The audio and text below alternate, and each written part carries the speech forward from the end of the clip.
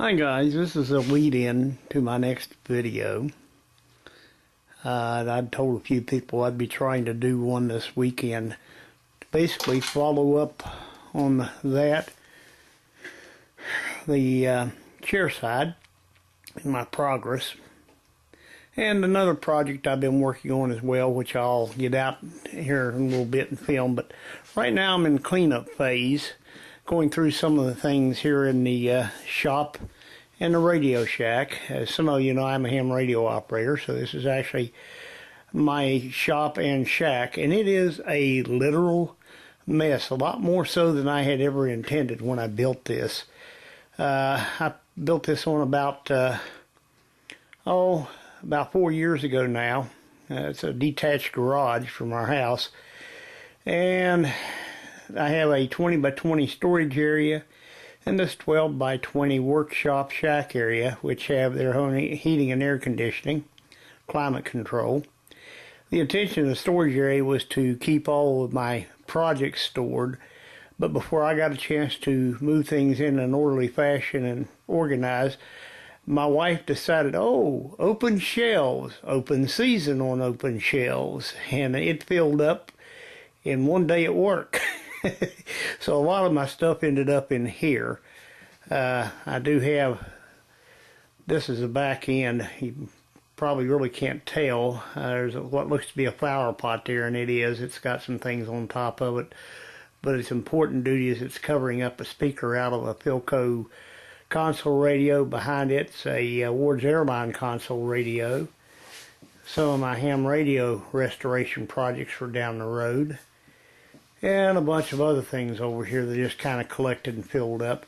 Even the operating position is not real accessible, so I'm in the process of cleaning it out. Now, you might wonder why I let wife take over so much.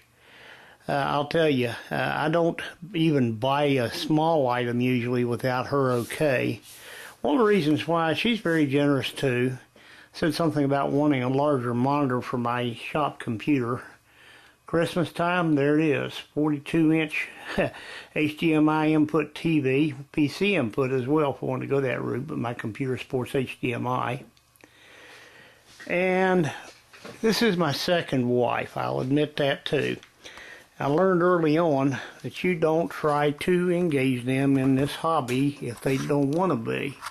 And I told her if she ever wanted to get her license, it would tickle me to death, but I wasn't going to require it.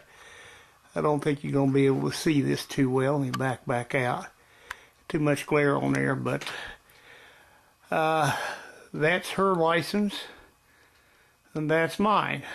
About the same time we started building this garage, she decided she wanted to get her license. I didn't force her to. I didn't drill her. She studied. She had questions she'd ask, and I'd explain them to her to the best of my ability, and we'd go on from there, and she passed her test first time. So, you know, I try to give her her leeway. By the way, I replaced the power cord on that Chairside radio. Really wasn't anything physically wrong with this one, except, let me get it in there. It is one of the non-polarized 2-conductor plugs. Well, I put the polarized 2-conductor cord on it. My way of doing that for any of these projects, I go down to one of the local discount stores, buy extension cords, whack off the 3-socket end, and it becomes a power cord. I was tempted to keep this because there is nothing physically wrong aside from being dirty, which would clean up. But I'll tell you what, no. Too much of a temptation might get me hurt even on a simple project. So, trash can. And I'll explain that milk jug you're seeing there, being in the shop a little later too when I recap this Chairside further. We'll get back to that probably tomorrow, and along with the other Zenith radio, which is sitting there. Another part of it's in a box down there, and we'll explain that. I'm to the point where it's time to repair and refinish the cabinets and get the speaker reconed on this Chairside. put it all back together and get it back to my co-worker. We'll catch up here in a bit though.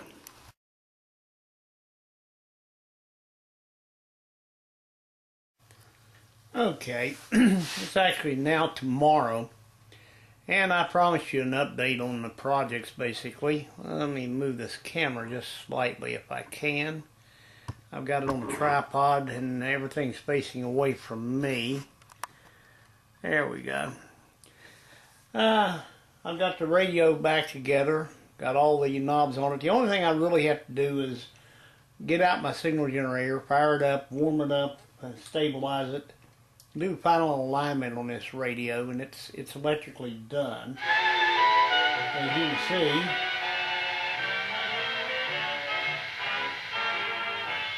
back down here, CAM band. No matter where you are, you're never more than a click or call away from Geico.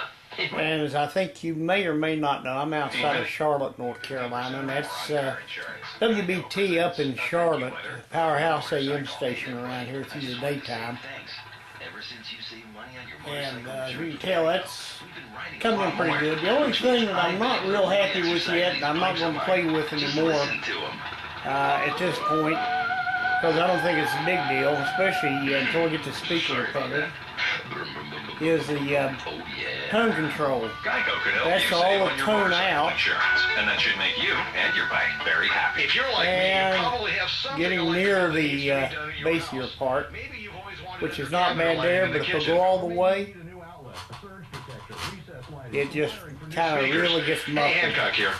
Oh, Simpson Electric. Go back to the other station, which is in Rock Hill, South just about every Carolina. major builder in Charlotte.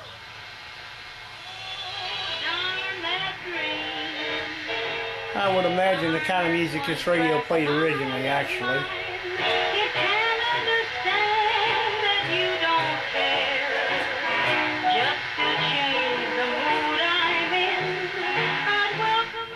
And it plays just about as good on shortwave bands in the evenings.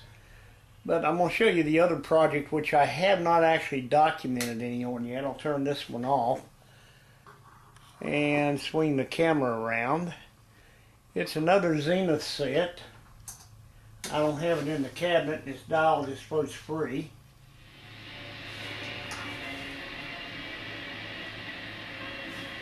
Let me just tune in here.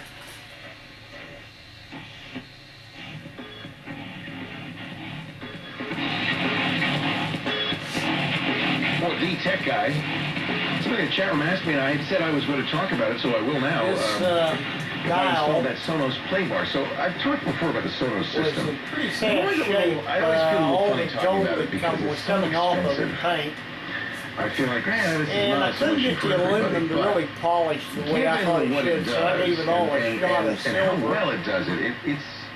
Let it dry actually for several days. A music system allows you And to hand add painted the wireless gold music back to in. any room in your house. And I don't think it looks too awfully bad. It may not be 100% accurate. But you don't have to plug it into anything else. This radio is actually part of a radio and phonograph, if I recall right, 6R886 model number. It belonged to my father-in-law. I found it in the garage. His garage actually passed away.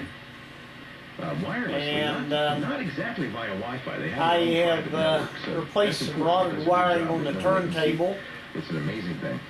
Replaced the mounts for the motor on the turntable. The drive or idler, whichever one you want to call it, wheel is hard as a brick. So I'm going to have that remanufactured. Flocking on the turntable is coming off, but so I'm going to reflock that. And then it'll be ready to put back in the cabinet.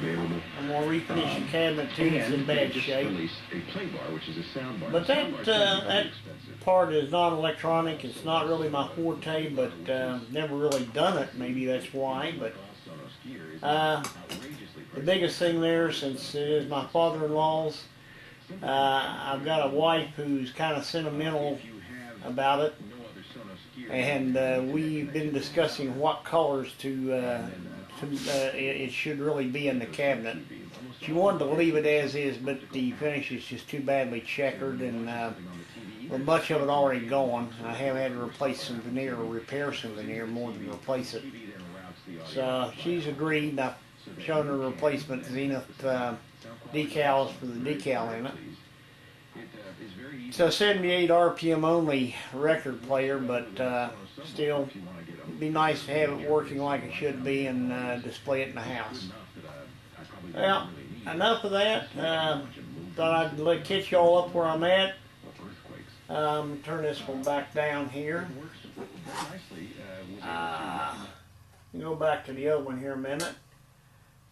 I have been in contact with Speaker Freak 95, and he's agreed to look at this speaker for me. What he's seen to this point, he says he should be able to repair it. I'm going to bring it out in the foreground a little bit. But since he's actually from very near my hometown, and I'm up there quite frequently, I'm going to try and just meet up with him rather than ship it to him. Let him look at it. Get something behind here to accent this hole a little more. But I think you can see the white. There's a fairly significant hole in that speaker.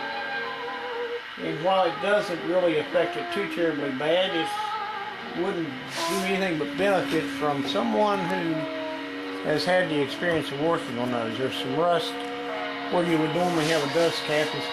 If it ever had one, it's long since gone. A little rusty back there. But the speaker does seem to perform rather well, even with the hole in it. So I'm looking forward to getting that done and working correctly.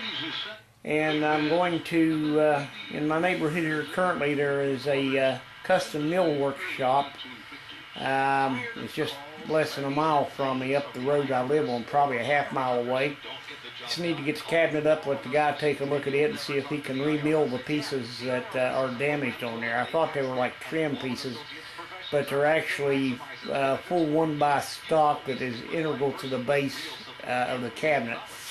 And I really would rather someone who's more experienced at that than I am to see if it's going to be possible to either mill and splice in pieces or completely remill the base pieces, and then I'll refinish that cabinet. Once it's all done, guys, I will get back with a final show you everything together and the way it should be. Again, thanks for your patience, and I appreciate you watching the videos. We will talk to you later. That's 800-729-3260. Again, 800-7